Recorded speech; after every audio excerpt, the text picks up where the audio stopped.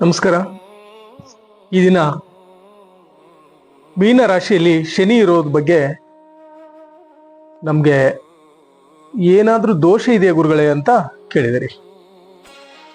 ಇಲ್ಲಿ ಸ್ವಸ್ಥಾನದಲ್ಲಿ ಮೀನ ರಾಶಿ ಅಧಿಪತಿ ಗುರು ಅಲ್ಲಿ ಶನಿ ಇದ್ದಾಗ 7.5 ಶನಿ, 2.5 ವರ್ಷ ಕುಂಭ ರಾಶಿಯಲ್ಲಿದ್ದಾಗ, 2.5 ವರ್ಷ ನಿಮ್ಮ ರಾಶಿಯಲ್ಲಿದ್ದಾಗ, 2.5 ವರ್ಷ ಮೇಷ ರಾಶಿಯಲ್ಲಿದ್ದಾಗ 7.5 ವರ್ಷದವರೆಗೂ ಶನಿಯ ಪ್ರಭಾವ ನಿಮ್ಮ ಮೇಲೆ ಇರುತ್ತೆ.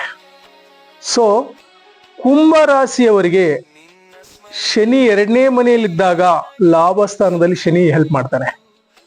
ಬಹಳಷ್ಟು ಜನ ನೋಡ್ತಾರೆ ಶನಿ ದೇಶದಲ್ಲಿ ಎಷ್ಟು ಡೆವಲಪ್ ಆಗಿದಾರಲ್ಲಿ ಇವರು ಅಂದ್ರೆ, ಅವರ ರಾಶಿ ಅಧಿಪತಿನೇ ಶನಿ.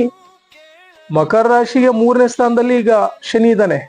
ಅಂದ್ರೆ ಅವರ ದಶಾಭುಕ್ತಿಯಲ್ಲಿ ಮತ್ತು ಜಾತಕದ ಒಂದು ಕುಂಡಲಿಯಲ್ಲಿ ನವಾಂಶ ಕುಂಡಲಿಯನ್ನು ನೋಡಿದಾಗ ಅಲ್ಲಿ ಯಾವ ಸ್ಥಾನದಲ್ಲಿ ಶನಿ ಮಹಾರಾಜ ಕೂತಿದ್ದಾನೆ ಅಂತ ನೋಡಿದ್ರೆ ನಿಮಗೆ ಸ್ಪಷ್ಟವಾಗಿ ಗೊತ್ತಾಗುತ್ತೆ ಜಾತಕದ ವಿಶ್ಲೇಷಣೆ.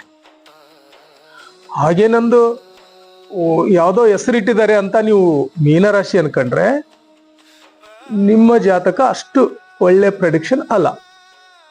ಡೇಟ್ ಆಫ್ ಬರ್ತ್ ಟೈಮ್ನಿಂದ ಯಾವಾಗ ನೀವು ಭೂಮಿ ಬಂದಿದ್ದೀರಲ್ಲ ಆಗ ಈ ಜಾತಕವನ್ನ ಯಾರು ಬರೆದಿರ್ತಾರಲ್ಲ ಗುರುಗಳು, ಅದನ್ನ ನೋಡಿದಾಗ ದಶಾಭುಕ್ತಿಯಲ್ಲಿ ನಿಮಗೆ ಶನಿ ಯಾವ ಪ್ರಭಾವವನ್ನ ಬೀರಬಲ್ಲ ಮತ್ತು ಎಷ್ಟನೇ ಮನೆಯಲ್ಲಿ ಕೂತಿದ್ದಾನೆ ಅಂತ ನೋಡಿದಾಗ ಅದರ ಪ್ರಭಾವವನ್ನು ನಾವು ನಿಖರವಾಗಿ ಹೇಳ್ಬೋದು. ಎಷ್ಟೋ ಜನರದು ಬೇರೆ ಬೇರೆ ಬೇರೆ ದಶೆಗಳು ನಡೀತಾ ಇರ್ತವೆ.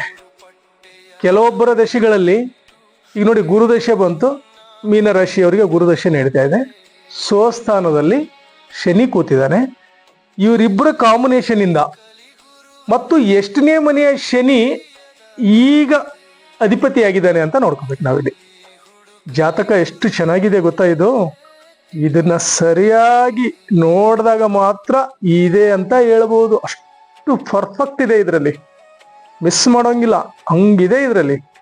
ಆದರೆ ಸಂಪೂರ್ಣವಾಗಿ ನಿಮ್ಮ ಸಮಯ ಎಲ್ಲವೂ ಇದ್ದಾಗ, ದಿನಾಂಕ ಸಮಯ ಇದ್ದಾಗ ಮಾತ್ರ ಇದನ್ನು ನಾವು ಹೇಳಬಲ್ವಿ. ನನ್ನ ಹೆಸರು ಇದು ಹೆಂಗೆ ಅಂದ್ರೆ ನಾವು ಆ ಥರ ಆಸ್ಟ್ರಾಲಜಿ ಹೇಳೋರು ಅಲ್ಲ. ನಮ್ಮಲ್ಲಿ ಸರಿಯಾದ ಸಮಯ, ಹೆಸರು ಎಲ್ಲವೂ ಇದ್ರೆ ಮಾತ್ರ ನಾನು ಪ್ರೆಡಿಕ್ಷನ್ ತಗೋತೀನಿ. ಇಲ್ಲ ಅಂದ್ರೆ ನಾನು ನಾರ್ಮಲ್ ಆಗಿ ಭಗವಂತನ ನಂಬ್ಕೊಂಡು ಯೋಗ, ಧ್ಯಾನ, ಸತ್ಸಂಗ, ಭಜನೆ, ಹೋಮ ಹವನ ಮಾಡ್ಕೊಂಡು ಅದ್ರ ಮೇಲೇನೆ ನಂಬಿಡಿ ಅಂತ ಹೇಳ್ಬಿಡ್ತೀನಿ.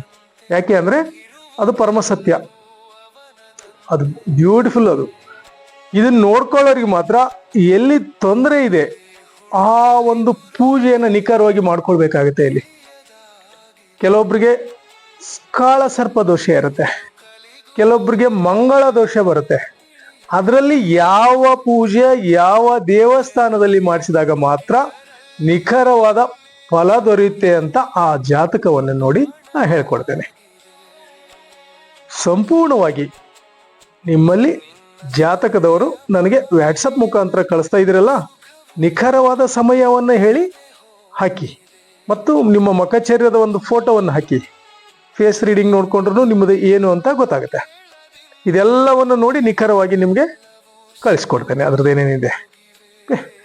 ಇದನ್ನು ಕೇಳಿದಂಥ ನಮ್ಮ ಮಂಗಳೂರಿನ ಮಹಾವೀರ್ ಜೈನ್ ಅವ್ರಿಗೆ ಧನ್ಯವಾದಗಳು.